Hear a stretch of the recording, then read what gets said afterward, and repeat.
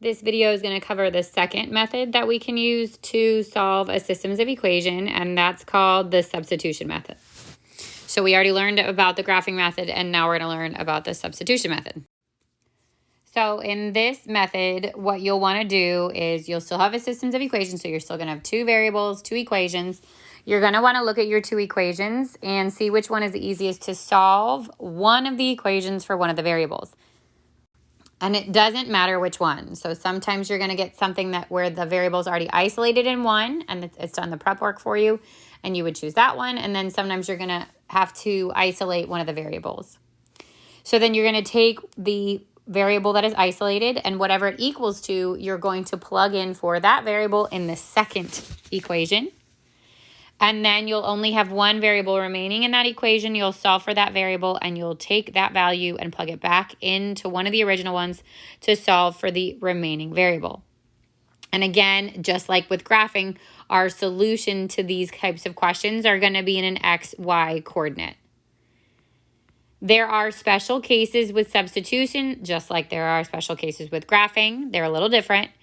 This time, if the variable cancels out. So if the variable cancels out, there are two outcomes. The first is that what's left is a true statement, like 0 equals 0 or 1 equals 1. And if that happens, then that answer is all real numbers. Any combination of x, y values would work.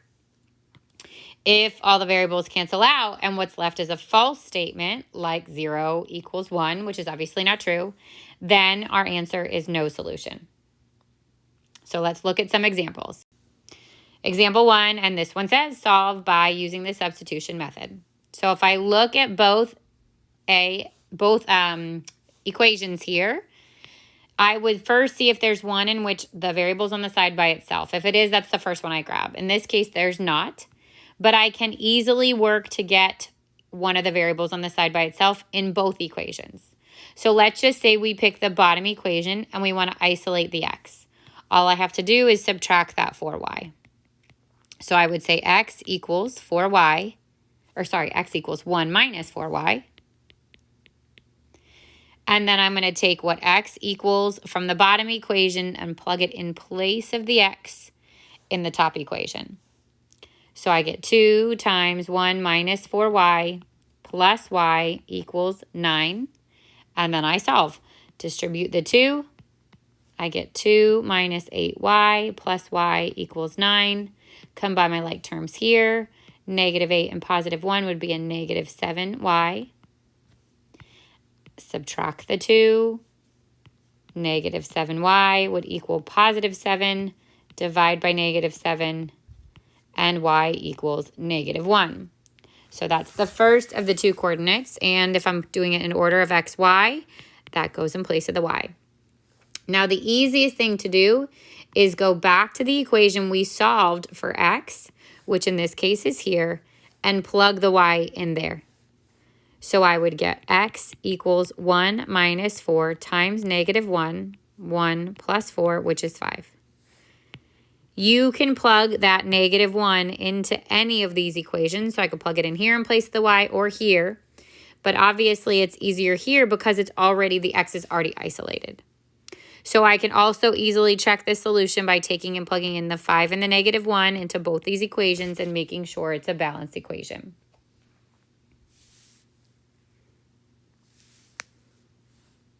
All right, second example. Same set of instructions for example 2, solved by the substitution method. So this time if we look at them, there is one that's easier to isolate, the x, in the top equation because you wouldn't have to divide. So all I have to do is just move this 2y over. So x would equal 4 plus 2y. And then I'm going to take what x equals, plug it into the other equation in place of the x. 2 times 4 plus 2y. Minus 5y equals 4. Distribute here. 8 plus 4y minus 5y equals 4. Combine my like terms. If I want to move the 8 over, I can do that too. So negative y equals negative 4. Divide or multiply by negative 1, and y equals 4. That's the y coordinate. Then I'm going to take and plug it in, and easiest to plug it in back here to the one we solved for x.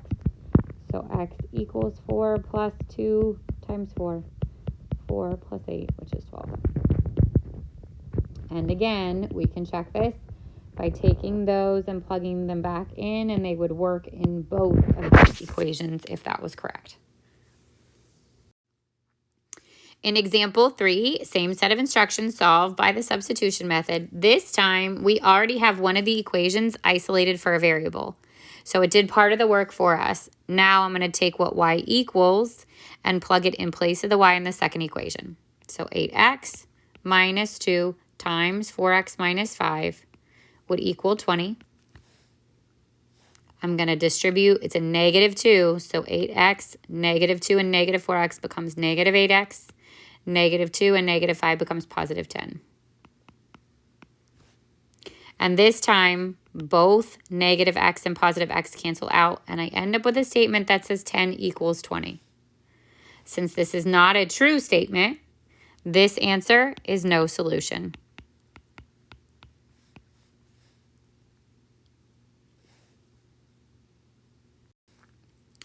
Example 4 now has fractions, and then obviously we're solving using substitution.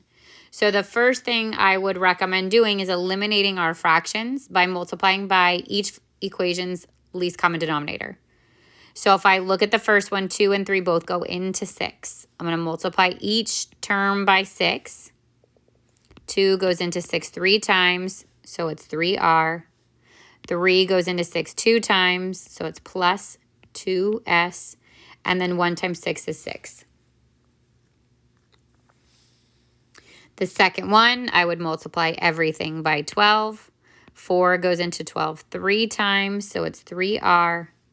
3 times 12, 3 goes into 12 4 times, so this is plus 8s, and then 12 times 1 would be 12. Now, the goal is to get one of these variables on a side by itself. None of them are isolated, so I'm going to have to move and also divide in all of them. So let's just say we pick the top one, and let's just say we solve for r.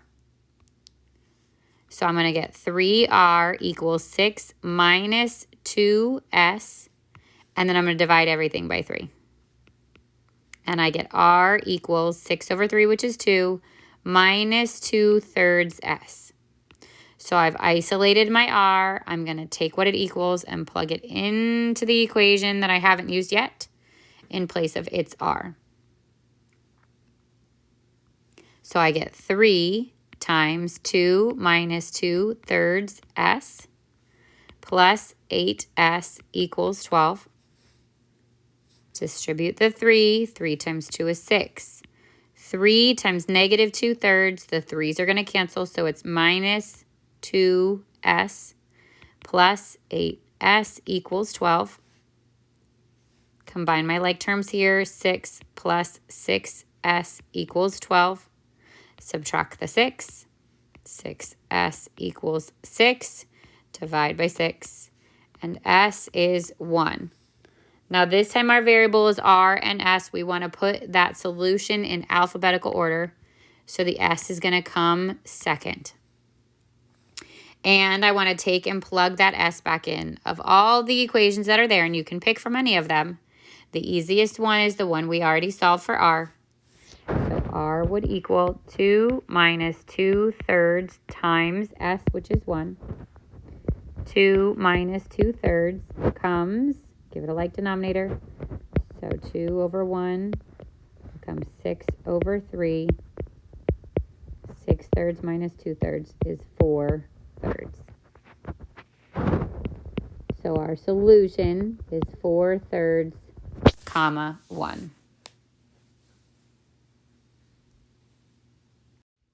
Okay, last example, same direction, solved by substitution. This time there's no easy solving. If you isolate either variable, you're going to end up having to either move and divide or just divide, and there's no way of avoiding fractions.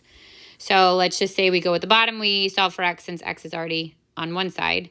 If I divide everything by 10, I get x equals 4/10 becomes 2/5. Y minus 1. And then I want to take that and plug it into the other equation in place of the x. So I have 5 times 2/5 y minus 1 minus 2y equals -5. Distribute that 5 in, and I get 2y minus 5 minus 2y equals -5.